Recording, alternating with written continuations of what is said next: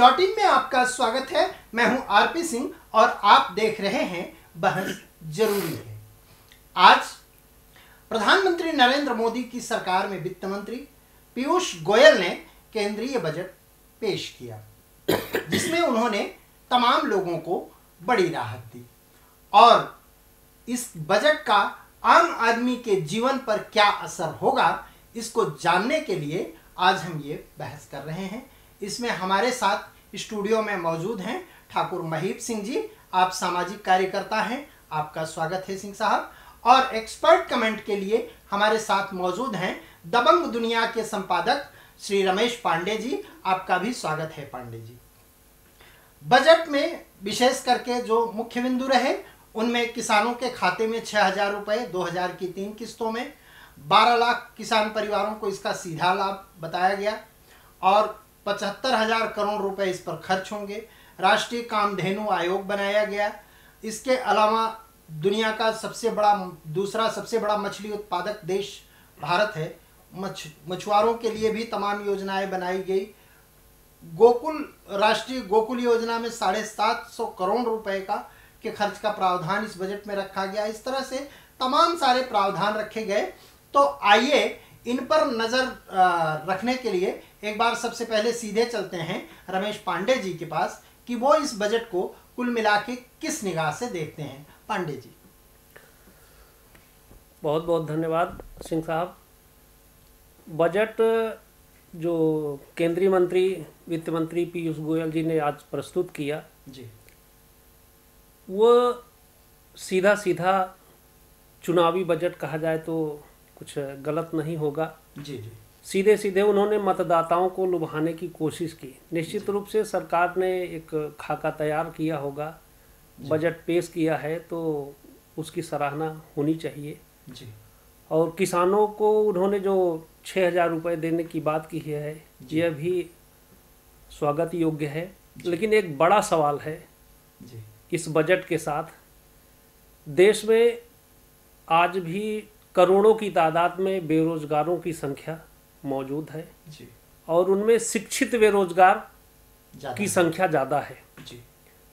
उन बेरोजगारों को रोजगार देने के लिए रोजगार सृजन के कोई व्यवस्था इस बजट में नज़र नहीं आती है। बहुत सही बात कही आपने, बिल्कुल। और किसानों की जहाँ तक बात है, किसानों को 6,000 रुपये सालाना देने की बात कही गई है। 2,000 रुपये की 3 किस्तों में बात कही गई है जी।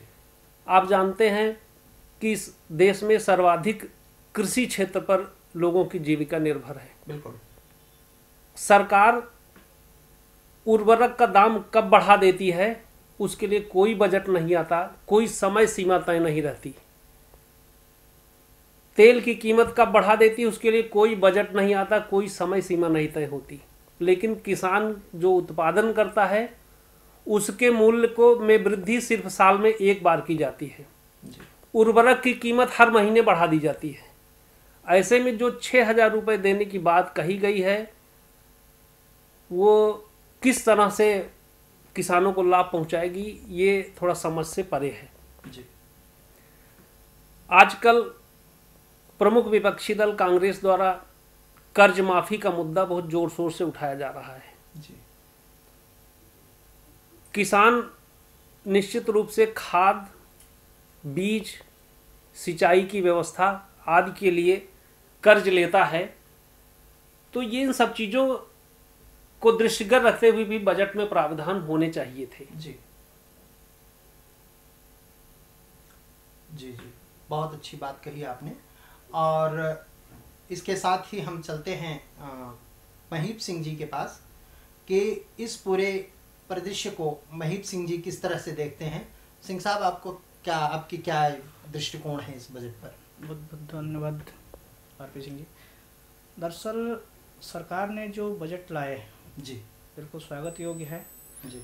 बजट में एक चीज़ देख रहा था कि जैसा कि भी पांडे जी ने भी बताया जी कि 6,000 रुपये आप दे रहे हैं जी। आप पिछले 5 साल से आपकी सरकार है केंद्र में जी। आज किसानों को किस चीज़ की ज़रूरत सबसे ज़्यादा है वह देखने की बात है। आज आप 6,000 रुपये दे करके लोकसभा चुनाव सामने हैं तो आप सिर्फ लुभाने के लिए बजट लाए हुए हैं। दूसरी चीज़ ये है कि सबसे बड़ी चीज़ कि आज हम देखें अगर तो ग्रामीण अंचल क्षेत्रों में जी जो है आवारा पशु घूम रहे हैं, जी जिससे कि आप जितना बोनस नहीं देते हो उससे ज़्यादा तो पशु उनकी खेती खराब कर रहे हैं। खराब कर रहे हैं जी, बिल्कुल सही बात। सबसे पहली चीज़ तो आपको उस पर आपने क्या सुरक्षा बनाई, आप उसके लिए क्या किए। पहले होता था चारागाह की ज़मीनें होती थी, जी उसमें पशुओं को, आवारा पशुओं को पाला जाता था, रोका जाता था। जी लेकिन आज सिर्फ आप बजट पेश करके ये दिखा रहे हैं कि हम 6,000 रुपये दे रहे हैं। 6,000 रुपये क्या मायने रखता है। मैं बोलता हूँ 1 एकड़ की खेती है हमारी, 1 एकड़ की खेती हमारी हुई, उस खेती को पहुँच करके पशु जो है चर के ख़राब कर दिए जी और आप हमको 6,000 रुपये। आप किसान किसको मानते हैं। जी सबसे पहली चीज़ तो ये होती है कि आप किसान की श्रेणी में किसको लाते हैं, जी जी वो भी तो आपका ये होना चाहिए। और किस प्रकार से किसानों के खाते में पैसा जाएगा, जी उस सब चीज़ों को जो है दृष्टिगत रखते हुए उसके बाद बजट पेश करने चाहिए। सबसे पहली चीज़ कि आज जैसा कि अभी पांडे जी ने भी बताया कि जी। उर्वरक के दाम बढ़ा दिए जाते हैं, जी तो इन सब चीज़ों को पहले आपको देखना चाहिए। मुझे ऐसा लगता है कि आप जो ये बोनस दे रहे हैं, बोनस या किसानों को जो है बोल दिया जाता है कि आपके खाते में लुभावने, अभी विपक्षी पार्टी ने भी एक बात कही कि हमारी सरकार आती है जी। तो हम आपके खातों में पैसा डालेंगे। जी बीजेपी वाले बोल दिए भैया हम 6,000 का बोनस देंगे। जी भैया आप बोनस भी मत दो और आप फ्री में पैसा भी मत डालो, सिर्फ आप हमारी खेती को सुरक्षित रखो। बिल्कुल आप उर्वरक को, हमको बीज को या जो भी उर्वरक हैं, जी जो भी खाद्य हैं, उसको जो है आप कम से कम कीमत में दीजिए जिसकी वास्तव में किसानों को ज़रूरत है। जी आज आप किसानों के लिए पानी की व्यवस्था नहीं हो पा रही है, जी टाइम से नहर नहीं चालू हो पाते हैं, उन सब चीज़ों पे आपका फोकस नहीं जा रहा है। जी तो सबसे पहले उस चीज़ को, मेरा ऐसा मानना है कि उस चीज़ की ज़रूरत बहुत ज़्यादा है। जी प्रैक्टिकल तौर पे उन चीज़ों को देखना चाहिए, जी उसके बाद में इन सब चीज़ों को प्रावधान में लाना चाहिए। बहुत अच्छी बात कही आपने। और इसमें एक चीज़ और भी सामने आई कि किसानों के जो फसल बीमा की राशि है उसको भी सरकार ने बढ़ा दिया है कि मतलब एक जो किसानों का कंट्रीब्यूशन देना पड़ता था, संभवतः अब वो अभी किसानों को नहीं देना पड़ेगा, वह सारा कंट्रीब्यूशन सरकार देगी और इससे जो है किसानों को बड़ी राहत मिलेगी कि फसल के नुकसान होने की दशा में उनको इसकी भरपाई हो सकेगी। इसके अलावा इस बजट में और जो चीज़ें देखने में आई, जहाँ तक मुझे लगता है कि जैसे किसानों की जो मूलभूत चीज़ें हैं, कोल्ड स्टोरेज हैं, ये सब चीज़ें हैं, तो इनके लिए भी कुछ प्रावधान नहीं रखा गया। तो जी, तो इसको लेकर के मैं एक बार फिर चलता हूँ पांडे जी के पास कि इसको किस तरह से देखते हैं पांडे जी। सिंह साहब, एक बहुत ज़रूरी विषय था जी जिसको मैं बोलना चाहता हूँ। जी बिल्कुल। पूरे देश के किसानों को, हालांकि माननीय प्रधानमंत्री जी ने, सरकार बनने के बाद प्रधानमंत्री नरेंद्र मोदी जी ने इसकी शुरुआत की थी, लेकिन क्रियान्वयन पूरी तरह से नहीं दिख रहा है। बिल्कुल। आज किसानों को सबसे बड़ी ज़रूरत बाजार की है। हाँ, सही बात है। किसानों को न तो मुफ्त में पैसा चाहिए, न ही और कोई आवश्यकता है उनको। बिल्कुल। किसानों को अच्छा बाजार चाहिए। जी अगर वो अपनी उपज तैयार करता है जी तो उसको बेचे कहाँ और उसका मुनाफा कहाँ से उसको मिले। बिल्कुल। इस बात का भी उल्लेख इस बजट में नहीं किया गया है, जी जिसका होना बहुत ज़रूरी था। बिल्कुल।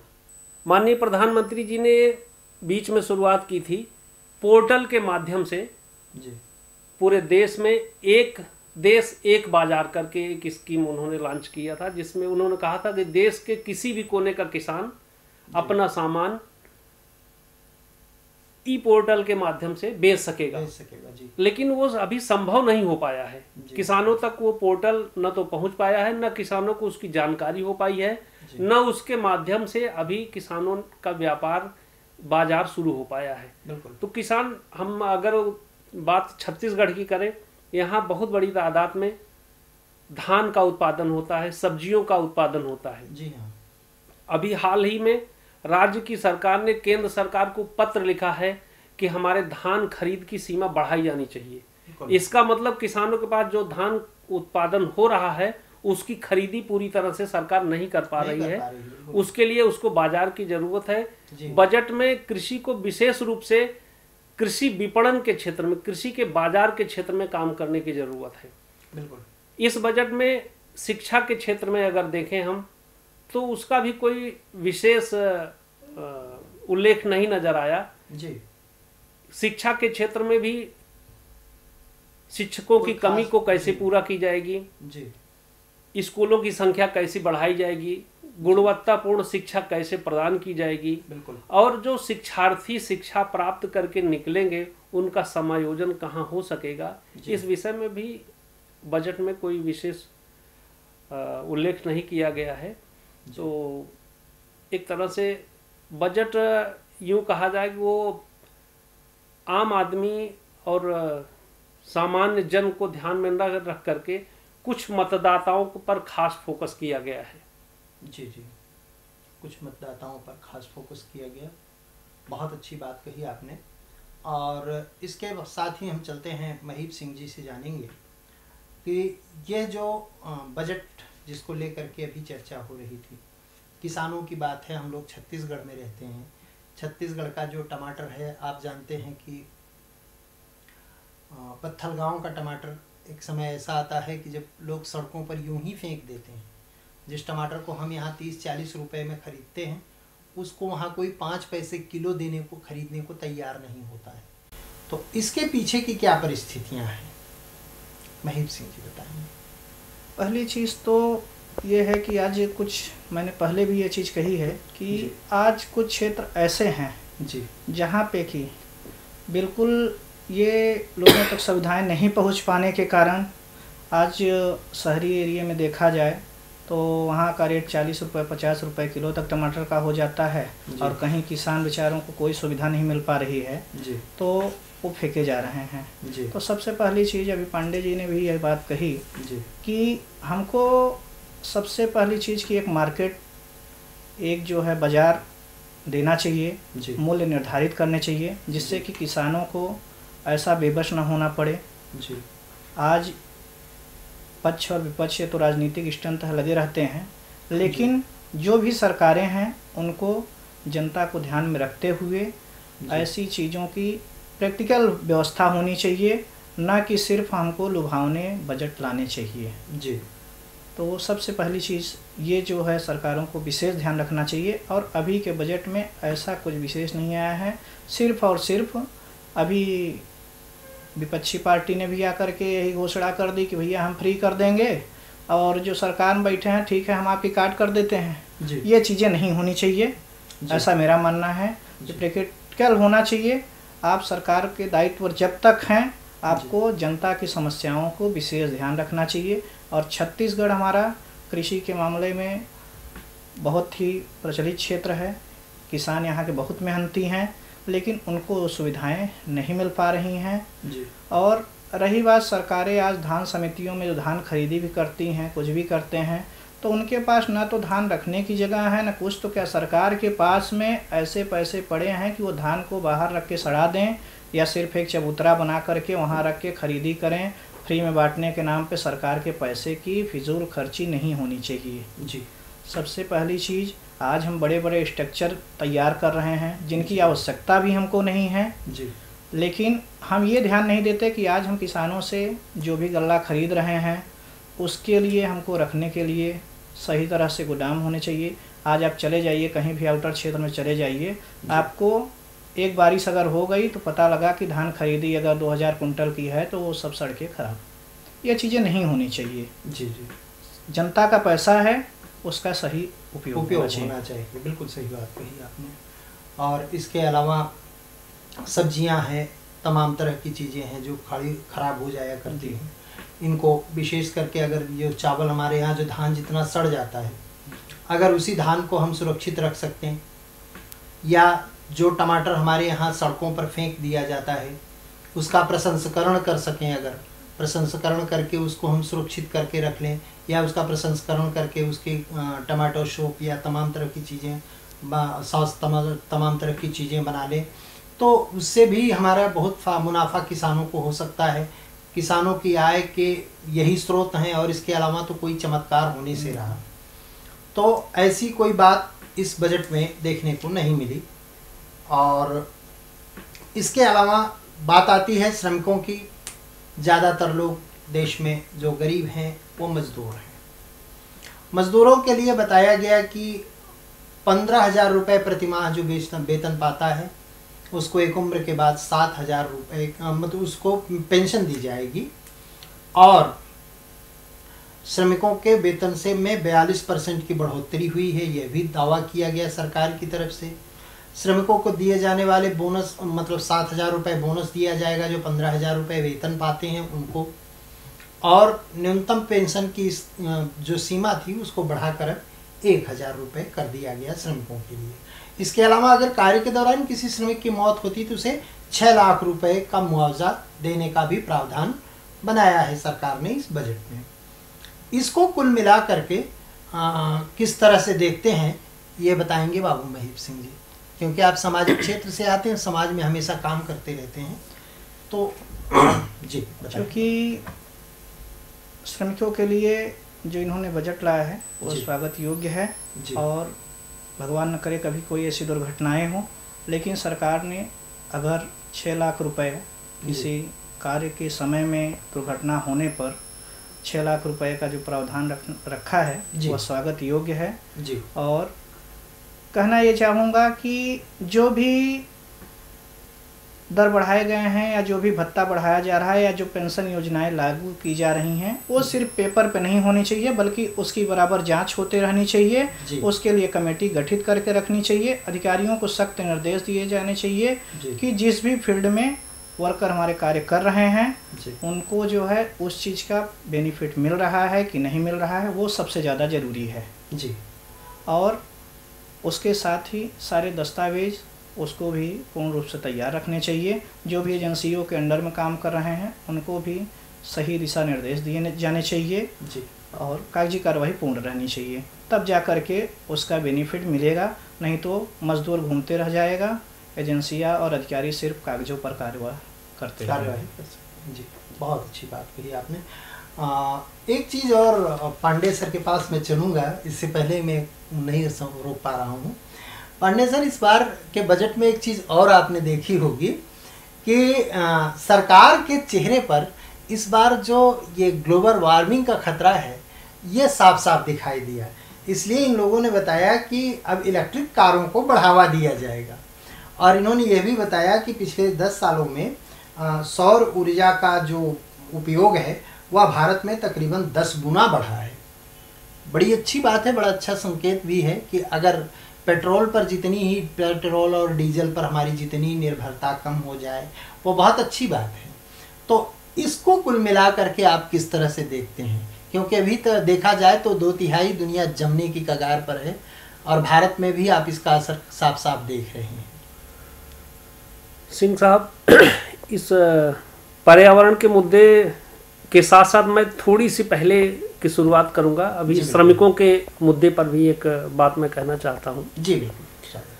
खास करके जो निजी क्षेत्र के उद्योग हैं जी, उन उद्योगों में सरकार को एक चीज और भी लागू करना चाहिए। उसमें प्रायः जो देखने को मिलता है जी कि जितने श्रमिक काम करते हैं जी, उन श्रमिकों का पूरी तरह से पंजीकरण नहीं रहता। बिल्कुल। अर्थात काम उनसे कराया जाता है लेकिन अगर उनके साथ कोई घटना होती है तो साफ इनकार कर दिया जाता है कि ये हमारे यहाँ श्रमिक नहीं है। जी जी जी। तो एक तो ये पंजीकरण व्यवस्था बहुत मजबूती से होनी चाहिए। जी बिल्कुल। तभी जो पेंशन की योजना का लाभ हो वो मिल पाएगा, ये उसको पूरे हक के साथ मिल पाएगा। बिल्कुल। और तभी ये दुर्घटना बीमा का भी लाभ उसको दिया जा सकेगा। मैं उदाहरण दूंगा, सबसे ज्यादा बिजली विभाग में संविदा पे लोग काम करते हैं जी, लेकिन जब उनके साथ कोई घटना होती है तो बिजली विभाग के अधिकारी सीधे मुकर जाते हैं कि मेरे यहाँ का कर्मचारी नहीं है जी।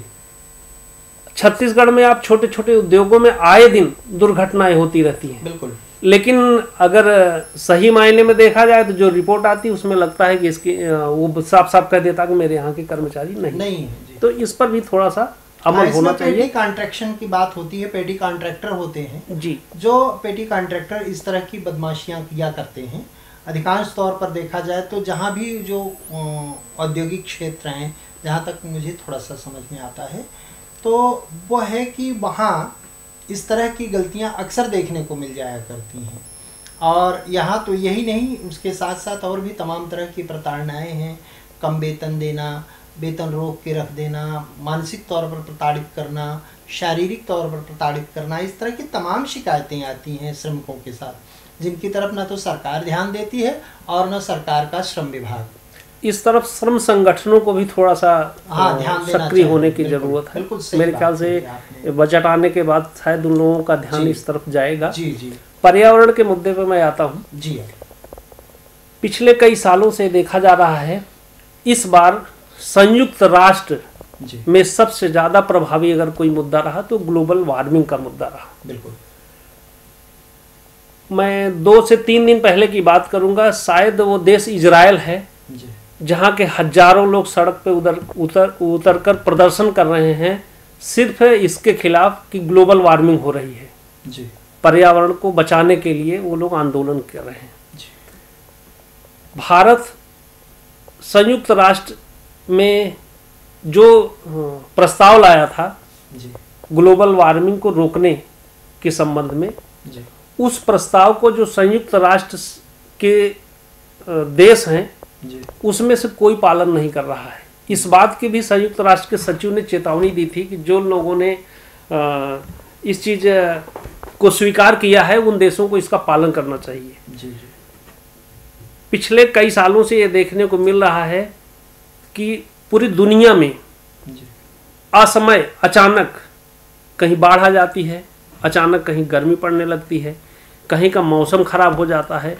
तो निश्चित रूप से ये कहीं ना कहीं पर्यावरण असंतुलन इसके लिए प्रभावी हो रहा है। जी पर्यावरण को सुरक्षित करने के लिए बहुत जरूरी है कि आवश्यक कदम उठाए जाए। इसलिए कि अगर पर्यावरण सुरक्षित नहीं रहेगा तो हमारा जनजीवन सुरक्षित नहीं हो सकेगा, और जनजीवन सुरक्षित नहीं रहेगा तो ये बजट पेश करना किसी काम का नहीं आएगा। बिल्कुल सही बात। तो ये बहुत महत्वपूर्ण इशू है, इस पर बहुत प्रभावी कदम उठाना जाना चाहिए, और सरकार का ये कदम निश्चित रूप से बहुत सराहनीय है।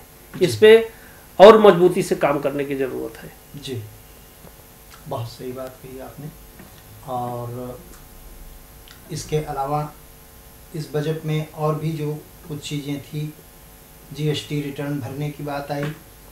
6.85 करोड़ लोगों ने जीएसटी फॉर्म। गाय के मुद्दे पर भी थोड़ा सा, हाँ, गाय के मुद्दे पर जो आया था वो राष्ट्रीय कामधेनु आयोग की बात कही गई, और गौ माता सम्मान के लिए भी इनमें आयोग का गठन किया गया, और राष्ट्रीय गोकुल योजना के तहत 750 करोड़ रुपए का प्रावधान इस बजट में किया गया है।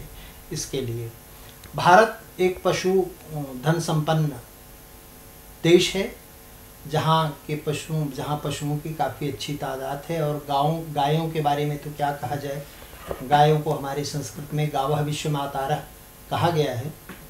तो इसको लेकर के आप किस तरह से इसको देखते हैं? सिंह साहब, गाय के विषय पर बहुत वृहद बहस होनी चाहिए बिल्कुल पूरे देश में। उसका कारण यह है कि गाय हमारे देश की संस्कृति और अस्मिता से जुड़ा सवाल है। बिल्कुल। और गाय को हम माता इसलिए बोलते हैं कि वैज्ञानिक रूप से भी ये स्पष्ट हो चुका है कि गाय के दूध में जो ताकत माँ के दूध में हुआ करती है, जी बिल्कुल, वही ताकत गाय के दूध में होती है। इसीलिए जब कोई बच्चा पैदा होता है तो सबसे पहले उसको डॉक्टर ये सुझाव देते हैं कि इसको गाय का दूध पिलाया जाए। जी। अगर माँ का दूध उपलब्ध नहीं है तो उसके बदले में गाय का दूध दिया जाता है, यानी माता के दूध के समान ही गाय का दूध होता है। लेकिन दुख का विषय है पूरे देश में, मैं अभी छत्तीसगढ़ की बात जरूर कर रहा हूँ, लेकिन थोड़ा सा ध्यान मैं उत्तर प्रदेश की ओर भी ले चलूँगा। बिल्कुल। अभी भाई महीप सिंह जी ने एक बात कही थी कि पशु गांव में गलियों में टहलते हुए मिल रहे हैं। जी। उत्तर प्रदेश में हालात ये है कि सर्वाधिक गाय और बछड़े जी। सड़कों और जंगलों में घूम रहे हैं। उनके खिलाने के लिए चारे पानी का कोई प्रबंध नहीं है। और सबसे दुख की बात ये रही कि अभी जो कड़ाके की सर्दी पड़ रही है, ठंड पड़ रही है, इसमें उत्तर प्रदेश के अधिकांश जिलों से खबरें आ रही हैं कि किसी बगीचे में 10 गायें मरी पड़ी मिली, किसी बगीचे में 15 गायें मरी पड़ी मिली। यानी ठंड से गायें मर रही हैं और चारे पानी के अभाव में मर रही हैं। बताइए। तो सरकार ये तो जरूर कह रही है कि वो ये कामधेनु आयोग गठित कर रही है और उसके लिए पैसे दे रही है गौशालाओं के संचालन के लिए। तो ये कामधेनु आयोग और गौशालाओं के संचालन से कुछ लोग तो भले पुष्पित पल्लवित हो जा रहे हैं, लेकिन गायों का उसका कोई लाभ नहीं मिल पा रहा है। इस दिशा में सरकार को बहुत ठोस कदम उठाने चाहिए, नहीं तो ये बहुत दुखद स्थिति होगी। पिछले 2 सालों से छत्तीसगढ़ में गौशालाओं में गायों के मरने का सिलसिला अनवरत जारी रहा। बिल्कुल, ये स्थितियां बड़ी नाजुक हैं और सरकार को इस पे बहुत गंभीरता से चिंतन करना चाहिए। जी, तो इसी चीज़ को एक बार फिर से देख लेते हैं कि ठाकुर महीप सिंह जी किस तरह से देखते हैं कि गायों की जो स्थिति है उसको किस तरह से देखते हैं। वर्ष देखिए, निसंकोच ही गाय को जो है माता का दर्जा दिया गया है जी। इसके बारे में अभी बड़े भाई पांडे जी ने बहुत अच्छा उल्लेख किया और बताया जी। और बिल्कुल सही है कि मेरे भी बराबर दौरे उत्तर प्रदेश के भी होते रहते हैं जी। प्रदेश में जगह जगह मैं आना जाना करते रहता हूँ जी जी। देखता हूँ कि आज वास्तव में हमारे किसान भी इस वजह से परेशान हैं। आज बताते हैं सरकारी ज़मीनें हैं, चारागाह की ज़मीनें हैं।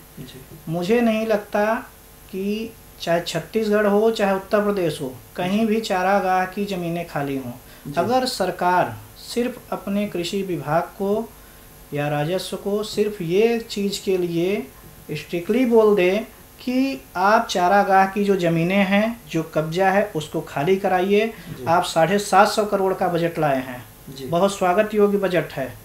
मुझे लगता है कि इससे बहुत ही कम बजट में अगर आप चारागाह की ज़मीनों को जो है खाली करवा लेते हैं, वहाँ पे चारागाह तैयार कराते हैं और हमारे जो भी गाय या पशु आज जंगलों में मर रहे हैं बिना खाए पिए, जिनके लिए चारे की उसकी व्यवस्था नहीं है, सिर्फ अगर विभाग चाहे तो उससे उनका भरपाई हो, उससे उत्पादन हो, उससे आय भी बढ़ेगी, तब तो आपकी कामधेनु योजना सफल है। नहीं तो आप 750 नहीं 7,500 करोड़ का बजट लाइए, उसको सिर्फ आप व्यक्ति विशेष को जो है एज ए सब्सिडी के तहत दे करके और उसी में सारे पैसे को ख़त्म कर देंगे।